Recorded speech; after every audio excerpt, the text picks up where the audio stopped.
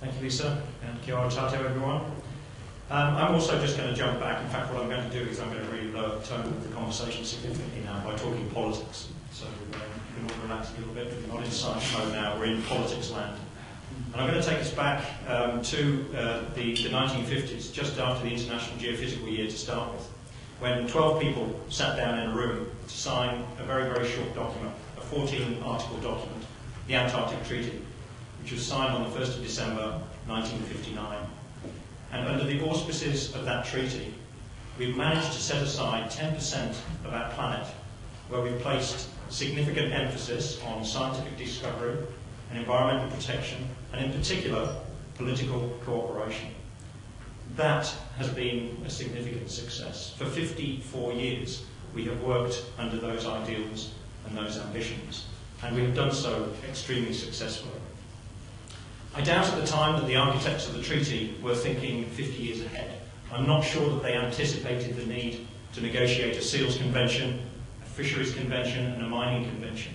But nevertheless, they laid the foundations on which the Antarctic Treaty System has since grown, and grown so successfully. But as many empires, governments, and financial institutions will attest, past achievements are no guarantee of future success. So what now for the treaty system? Well, in our time-travelling afternoon, we're now going to leap ahead to 2065. And we're going to look back on the treaty system over the last 50 years, under two scenarios. In the first, we're looking back at a moribund Antarctic treaty system. A system that's waned over time, lost confidence of parties and non-parties alike. A system that's on the verge, perhaps, of being taken over by the United Nations. How on earth did we get to this point? As we know, Antarctica is a very expensive place to do research. And in the early stages, governments began to reduce their operational and scientific Antarctic budgets. Sound familiar? They preferred instead to reprioritise their science spend on addressing domestic and including climate change challenges. Rising fuel prices and increasing financial pressure saw a desire from governments to demand greater economic return from their Antarctic investment, and a gradual shift towards a more economically oriented regime began. In this environment, and in the absence of any regulatory controls that had been agreed by the treaty parties, the offers of financial backing to national programs from biotechnology companies keen to exploit Antarctica's biological resources were hard to resist. Some national programs began to devote much of their research to bioprospecting activities. The tourism debate dragged on and on, with no meaningful regulatory controls put in place. In the meantime, the industry expanded and significantly diversified. And in doing so, its political influence on decision-making of the treaty became harder to ignore. The establishment of land-based tourism facilities, including golf courses, made it the largest commercial activity in Antarctica, even more so than fishing. And in the background, the insidious climate-driven change in Antarctic environments, the establishment of invasive non-native species, increasing human presence and impacts, and the inability of the parties to keep pace with appropriate management and governance responses saw the intrinsic values of Antarctica, including its value as a largely unspoiled global laboratory, to rather quickly diminish.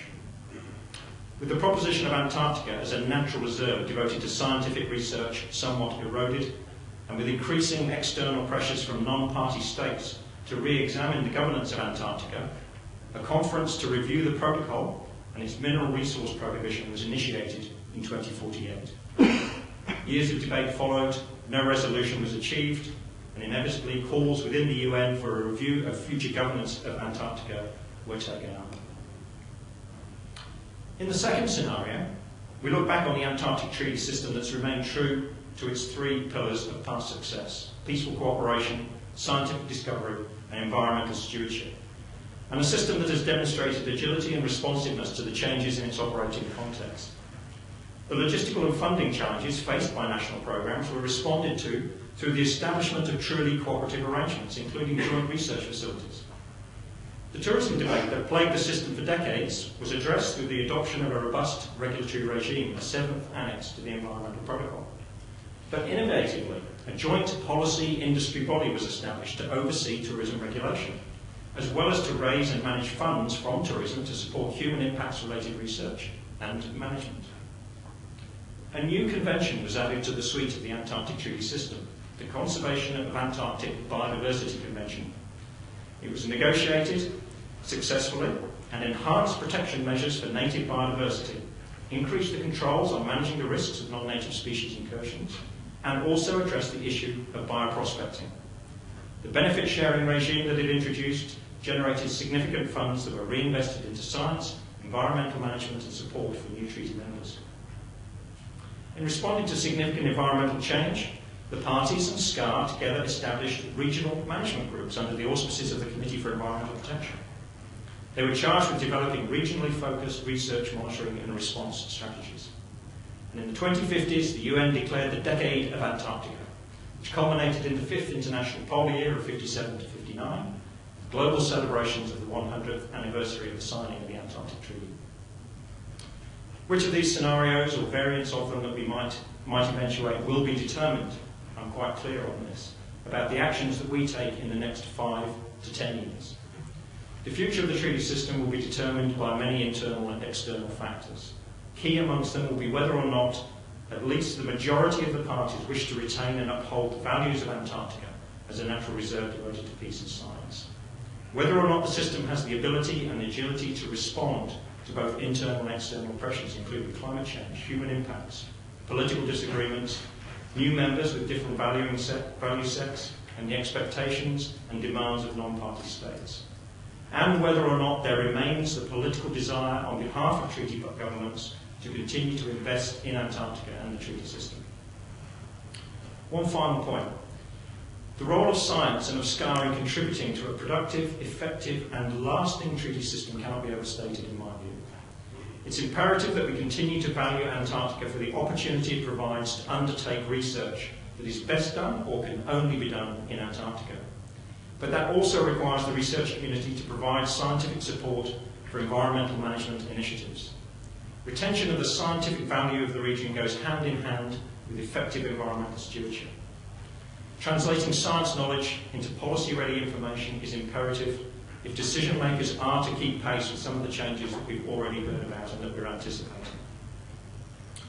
Perhaps there is no perfect political solution to what we're looking ahead to, but among all of the accusations that future generations could throw at us, the accusation that we were complacent in our efforts is the one that I think I would find hardest to bear. So let's not just postulate and think about what the future might hold. I say we have to design it and proactively work towards it.